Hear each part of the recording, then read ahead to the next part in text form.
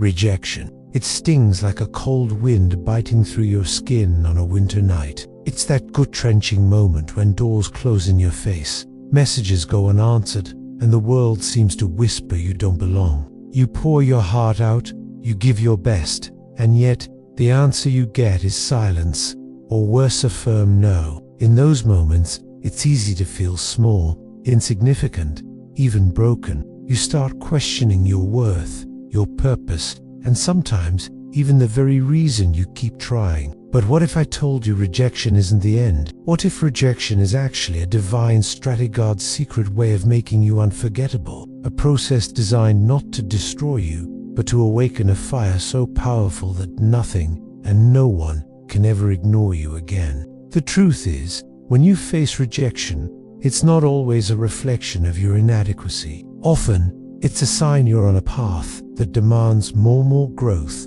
more refinement, and yes, more patience. Real life proves this time and time again. Consider the countless stories of people who were turned away from opportunities, overlooked by the world, only to emerge years later as unstoppable forces in their fields. Think of the entrepreneur who was rejected by every investor but who, through relentless faith and work, built a business empire, or the artist whose music was ignored by labels until their sound became a global sensation. In every case, the rejection was not but a crucial fork in their journey, a deliberate pause where God was secretly working behind the scenes. Here's the raw, unfiltered truth about rejection.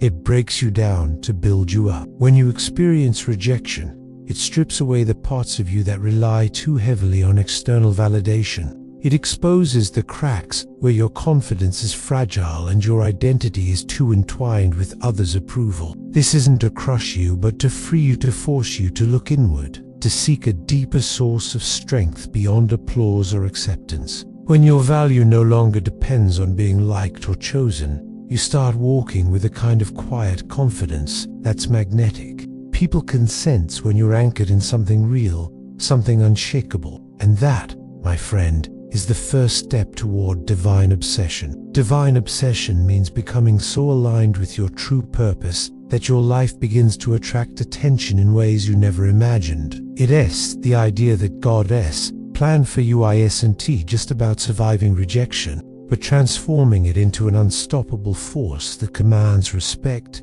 admiration, and yet, when you stop chasing approval and start living for a higher call, something shifts. You're no longer just trying to fit in. You're designed to stand out. You become someone people want to know, someone whose presence feels like an invitation to a greater story. But this transformation doesn't happen overnight.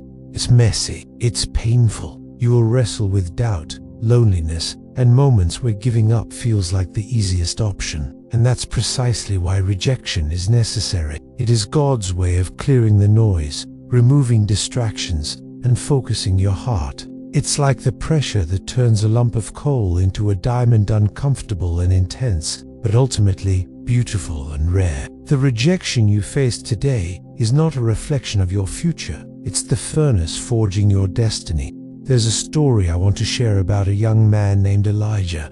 He was passionate, talented, and ready to make a difference. He applied for his dream job repeatedly, faced rejection after rejection, and watched others get promoted while he remained unseen. Friends and family started doubting his path, suggesting he settle for less. But Elijah held on to a quiet conviction that something bigger was waiting. Instead of breaking under the pressure, he used every no as fuel. He studied harder, refined his skills, and learned to carry himself with an unshakable dignity that didn't require validation.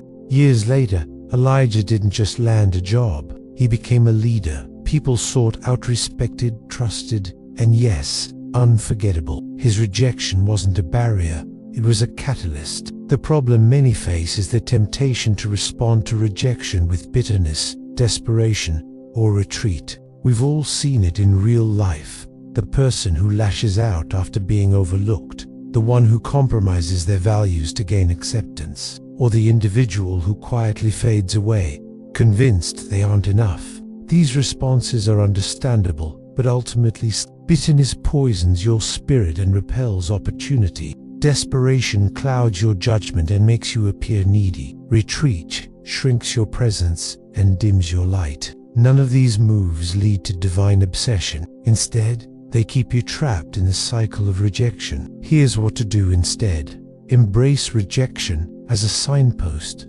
not a stop sign. See it as a divine intervention, a push away from what isn't meant for you and a pull towards something greater. When doors close, don't fixate on the loss. Instead, ask yourself what lessons you're meant to learn in this season. What parts of your heart and mind are being refined? What new strength is being born through the struggle? This mindset shift transforms rejection from a source of pain into a source of power. It turns waiting into preparation and silence into a soundtrack of unseen progress. Remember, you're not alone in this process. Every person who's ever achieved greatness has had to wrestle with rejection and isolation. It's the common thread among leaders, creators, and innovators. What sets them apart is not the absence of no's, but the refusal to let those no's define them. They trust that rejection is a divine strategy to awaken their highest potential on intentional pruning so that only what truly matters will grow. And when you truly grasp this truth,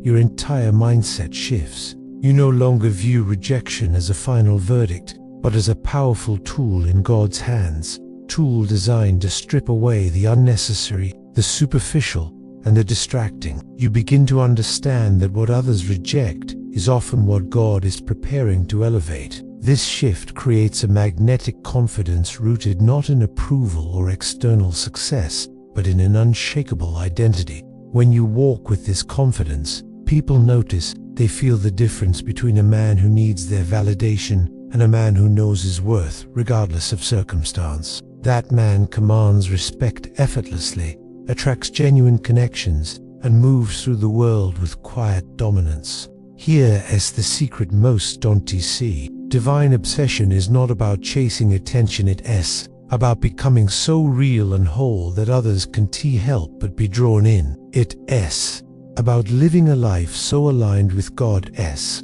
purpose that your energy becomes irresistible. This kind of attraction is deeper than surface-level charm, it's spiritual magnetism. But this transformation requires patience. It requires faith during the waiting. It requires embracing the loneliness that often comes with being out of sync with the crowd. You will feel isolated at times, misunderstood often, and tested relentlessly. But these seasons are the crucible where greatness is forged. Don't rush the process. Don't take shortcuts. The waiting and the refining are all part of the preparation. Keep your eyes on the higher call. Stay obedient to God's leading, even when it contradicts your desires or plans. When you do, you position yourself to not just survive rejection, but to rise from it stronger, wiser, and more captivating than ever before. So if you're facing rejection today, hold fast, lean into the lessons, embrace the growth, and trust that God's hand is shaping you for a destiny far greater than you can imagine. The fire you're walking through is not meant to destroy you, it's meant to reveal the unstoppable force within. And when you emerge, you'll find that what once felt like a curse was actually your greatest blessing.